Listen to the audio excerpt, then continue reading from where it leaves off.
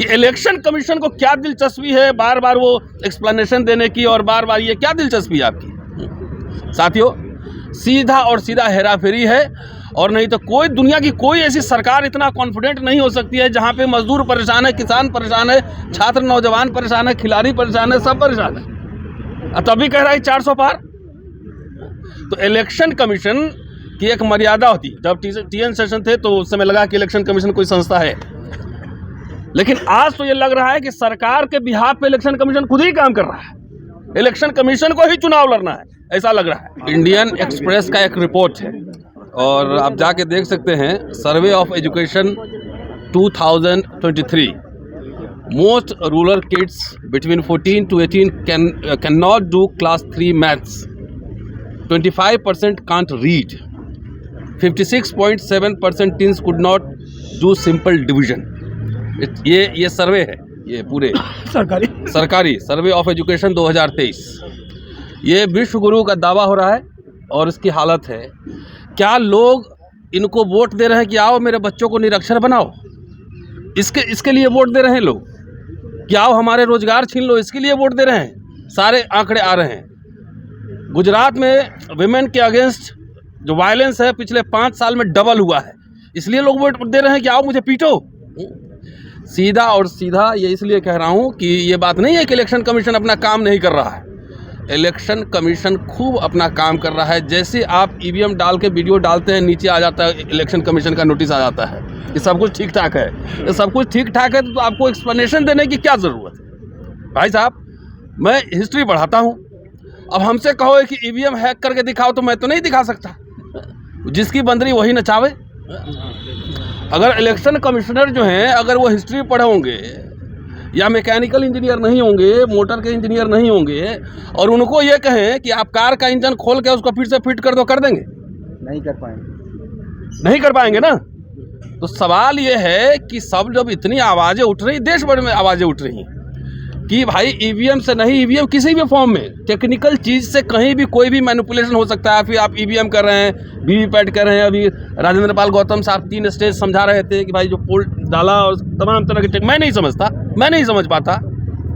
तो जहाँ पर मोदी साहब खुद कह रहे हैं कि भाई पहले 80 करोड़ लोगों को 5 किलो देते थे, अब प्रमोशन हो गया, शायद 81 या 83 करोड़ हो गए।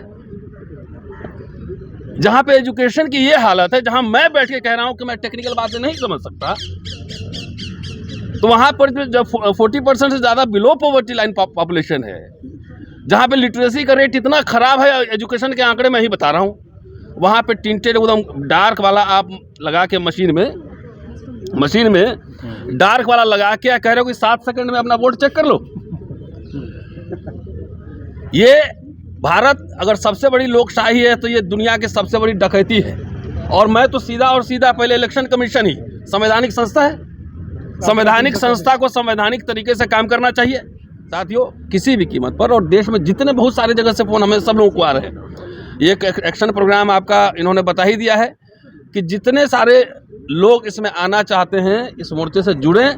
और ये मैं एक बात और मैं कहना चाहता हूं कि अपनी स्वायत्ता भी रखें, अपने संगठन का झंडा बैनर लगाएं। जो यहाँ से एक ड्राफ्ट तैयार करके दिया जा रहा है, जो गूगल फॉर्म और ज्ञापन, उसको अपने संगठन की ओर से भी भरें। ये this is a people's movement. ये कोई कॉपीराइट लेके हम लोग नहीं बैठे हुए हैं। इसी तरह रोस्टर की लड़ाई हम लोगों ने जीती थी कि इसको लोगों का आंदोलन बनाया था।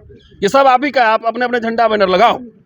तो इसीलिए मैं ये अपील भी है, 2 दिन बाद वो नंबर ठीक हो के शायद दूसरा नंबर रिलीज करेंगे कि वही रहेगा। तो कुछ टेक्निकल एरर है, वो ठीक हो जाएगा, उसके बाद यही नंबर रहेगा। कि साथियों, इसलिए हर कीमत पर भाई सिंपल आप 3-4 स्टेज बता रहे हो, सिंपल मुझे पन्ना दो, मुझे उसमें दिख जाएगा कि कहाँ साइकिल है, कहाँ हाथी है, कहाँ हाथ है, मुहर मारेंगे, डब्बे में डालेंगे। इतनी सिंपल प्रक्रिया को आप इतना कॉम्प्लिकेट कर रहे हो। अब आपका कोई भी आर्गूमेंट यहाँ पे चलेगा नहीं। क्या होगी? इफिशियंसी। तो इफिशियंसी का है, आप मान लो कि 30 दिसंबर को आप इलेक्शन कहीं एक वोट हुआ, पहला चरण, और 7वां चरण हुआ 28 जनवरी को, और रिजल्ट ला रहे हैं 7 फरवरी को। तो कितना 37 दिन का प्रोसेस तो हो गया ना, 37 दिन का प्रोसेस हो गया। तो 37 दिन में आपका टाइम कहाँ बच रहा है? पहले तो हम लोग बचपन में देखते थे, बैलेट पेपर से होता था और पूरे स्कूल के कैंपस में, ग्राउंड में टेंट लगता था और 2 दिन में पूरी काउंटिंग हो जाती थी, 2 दिन में हो जाती थी। ये कौन सा एफिशिएंसी है जिसकी वजह से आपको टाइम और मल्टीप्लाई कर रहा है? आप कहोगे कि भाई बूथ कैप्चरिंग होता था, तो जो बूथ कैप्चर करते थे वो ईवीएम कैप्चर कर रहे हैं। ईवीएम कैप्चरिंग भी हो रही है, टेम्परिंग भी हो रही है, कैप्चरिंग भी हो रही है। भाई 77 में या 80 में या 85 में इतना टेक्नोलॉजी एफिशिएंट नहीं था ना, इतना हाई टेक वेपन नहीं था, सर्विलांस नहीं था, कैमरा नहीं था, कुछ नहीं था। अब आपको एक ही दिन में 2 चरण में पूरे देश में चुनाव हो सकता है। 2 चरण में इतने फोर्सेज हैं, पैरामिलिट्री फोर्सेज हैं, 2 चरण में हो सकता है। 1 हफ्ता के अंदर रिजल्ट भी आ सकता है, 1 हफ्ता के अंदर। और दूसरी बात, लोकशाही में सबसे इंपॉर्टेंट सिटीजन है। जब लोगों को चुनाव का रिजल्ट लाने की हड़बड़ी नहीं है कि हमें आज ही चाहिए, तो इलेक्शन कमीशन को इतना हड़बड़ी क्यों है?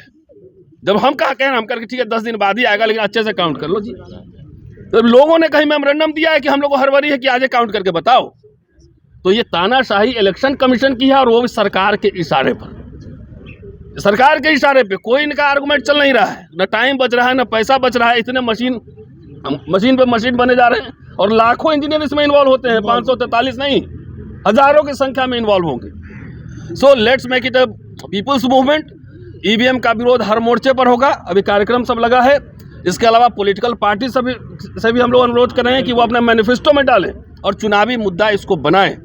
ये जन आंदोलन है, ये आज़ादी के बाद ये दूसरा आज़ादी, ये ईवीएम से आज़ादी का आंदोलन है। नहीं तो डेमोक्रेसी जो है आपका हाईजैक है। आपको आपकी वोट की जरूरत नहीं है, मशीन से वोट ले लेगा, सरकार बना लेगा, आप जनता की कुटाई भी करेगा।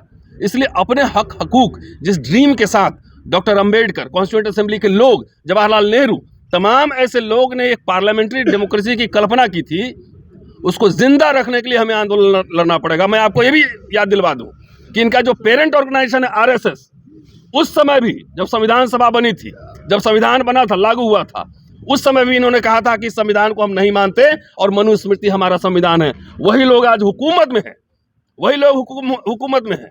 पेगासस कहाँ गया? तो इसलिए दुनिया में जब सारी संस्थाएं तानाशाह हो जाए, पंगु हो जाए, तो बाबा साहब ने कॉन्स्टिट्यूशन का जो है ना शुरुआत जो है ना अल्लाह अकबर से या जय श्री राम से नहीं किया था। We the people of India, हम भारत के लोग। तो समझिए कि आपकी हकमारी हो रही है, आपके सारे राइट्स जा रहे हैं, तो हम भारत के लोग आओ संवैधानिक तरीके से सड़क पे लड़ेंगे, सड़क पे आंदोलन करेंगे। शुक्रिया, थैंक यू।